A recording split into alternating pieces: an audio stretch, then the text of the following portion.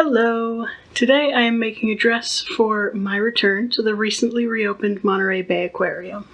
This dress is made with a blouse pattern from Tailor Nova, which is a back piece, two front pieces, a facing, and a button placket, collar stand, collar, and armhole facings. And then the skirt is 3 skirt panels, a facing, and a button placket.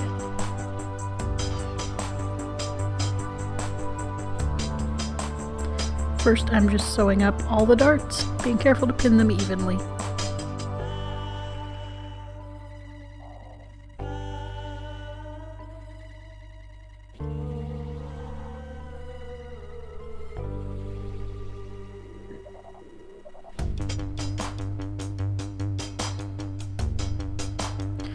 If you don't know what Tailor Nova is, where I got this blouse pattern, it is a site where you enter a pretty detailed set of measurements and then it digitally creates patterns for you based on those measurements. It can be pretty fun. I've had some success with them and some not success with them. I'll link them in the description below if you want to mess around with them. The more standard your measurements are, the more likely you are to have success. The crazier your measurements get, the crazier the patterns get. I've had some strange bust patterns made for me because princess seams with a G-cup can be a wild looking pattern, but once they just needed a little bit of smoothing out, so they weren't like literally a 90-degree angle. But it's a really good site if you want to try and mess around with styles and get like just a baseline pattern. I think it's like $14 to buy the patterns. Not very beginner friendly though. It doesn't have very good sewing instructions, so unless you already know how to do all of the things that the pattern you're trying to make requires, probably start with a more commercial pattern first.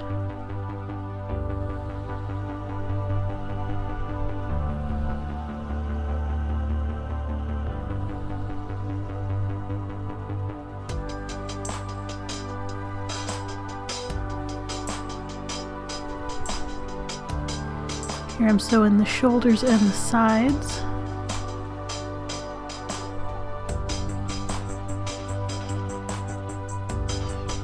And I'm sewing the button placket on.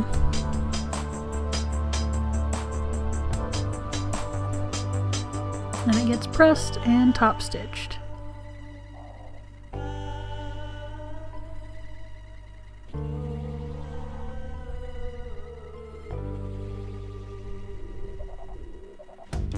And the facing on the other side.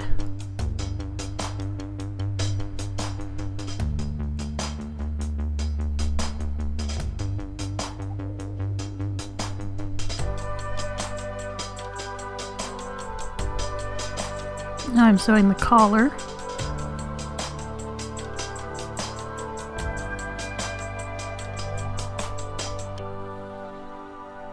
Trimming the edges, clipping the corners, and turning it right side out.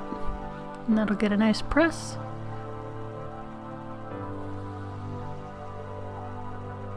And then it gets sandwiched between the 2 collar stand pieces and stitched together.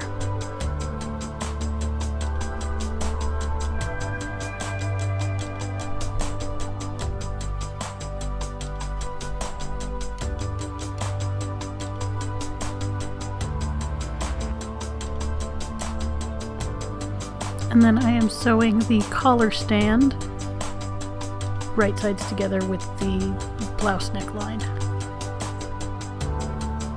So that's the exterior collar stand that is covered when the collar is folded down.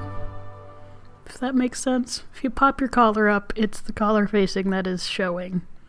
And then you press the non-stitched side, the seam allowance is up, and I am just catching that by stitching the ditch along that first seam that we sewed.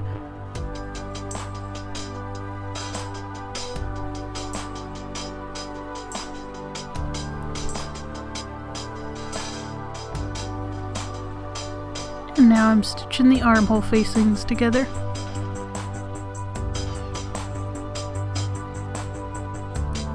And I'm giving them a little edge stitch to stop them from fraying.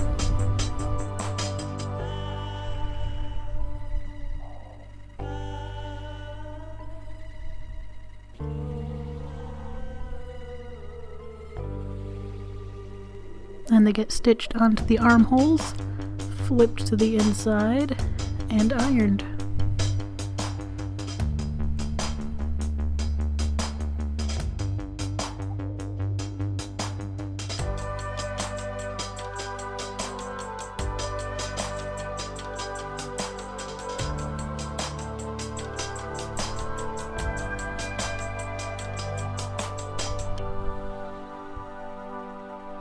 Now I'm sewing the skirt panels together. There are 3 panels. This is the normal rectangle skirt that I make.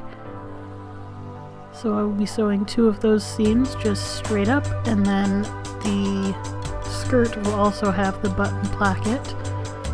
So that will go on the 3rd seam. Or that will substitute for the 3rd seam. And there goes the facing. Eagle-eyed viewers may notice that I cut the facing out upside down, but I really wanted to use that selvage edge as the so I didn't have to edge stitch it. So I just rolled with it. It's the inside facing. No one will ever see it. And then sewing down the button placket and top stitching.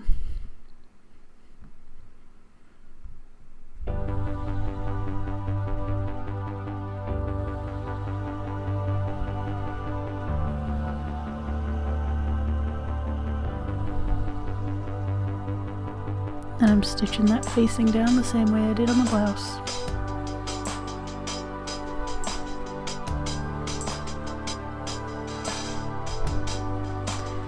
And the skirt pieces get long gathering stitches. I make sure that I have the separate sections separated, so I don't have one long thread going throughout, but rather 3 sections of gathering thread. Just makes it less likely to break. Easier to deal with if it does. And I'm doing 2 rows of gathers here so I can get them nice and neat. 1 row of gathers on either side of where my stitch line will be to attach the bodice. And there's that bodice pinned to the skirt, and I am stitching them together right between those 2 rows of gathers on the skirt. Making sure to keep them nice and neat so the shirt isn't bunching up and getting little bubbles in it. So there's nothing worse than sewing a skirt onto a top and having a big chunk of the top like stuck in the skirt, and then you have to pull that whole seam out again. Ugh. But that did not happen here.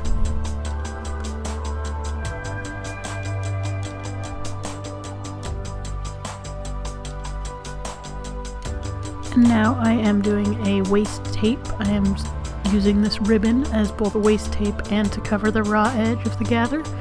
I'm just stitching it onto the seam allowance.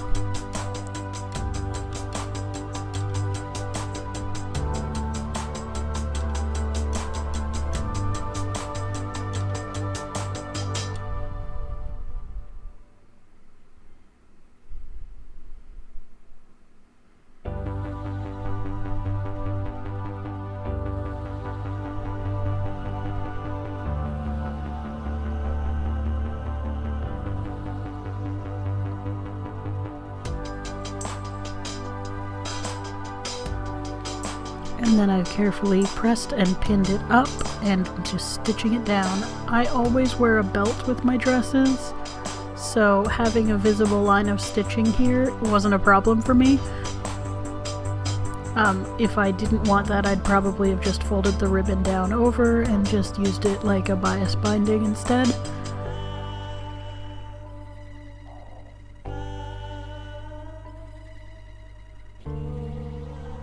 But this visible line of stitching will be totally hidden underneath my belt.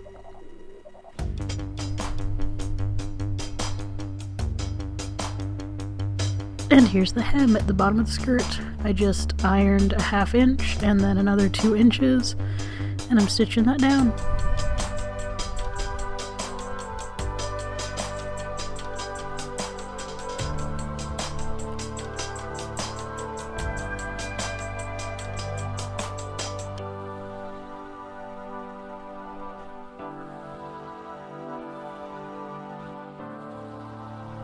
I love this fabric. It is from the Wyndham Fabrics Malibu collection.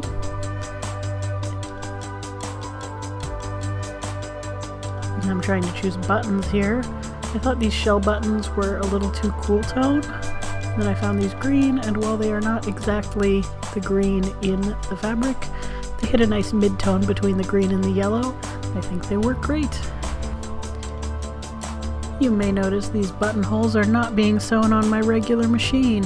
It decided to be a total pain and not sew buttonholes. Just no matter what I did, I could not get the buttonhole to sew the whole way through. So I broke out my old mechanical machine that cannot tell me no because it doesn't have a brain, and it did buttonholes fine. And I'm stitching on those buttons. The dress is almost done. Okay, so I became a member of the Monterey Bay Aquarium in late February 2020 as a gift to myself for my 30th birthday, and then the aquarium promptly closed. So I have been waiting to be able to go back to the aquarium for so long now, and I am so excited to be able to go.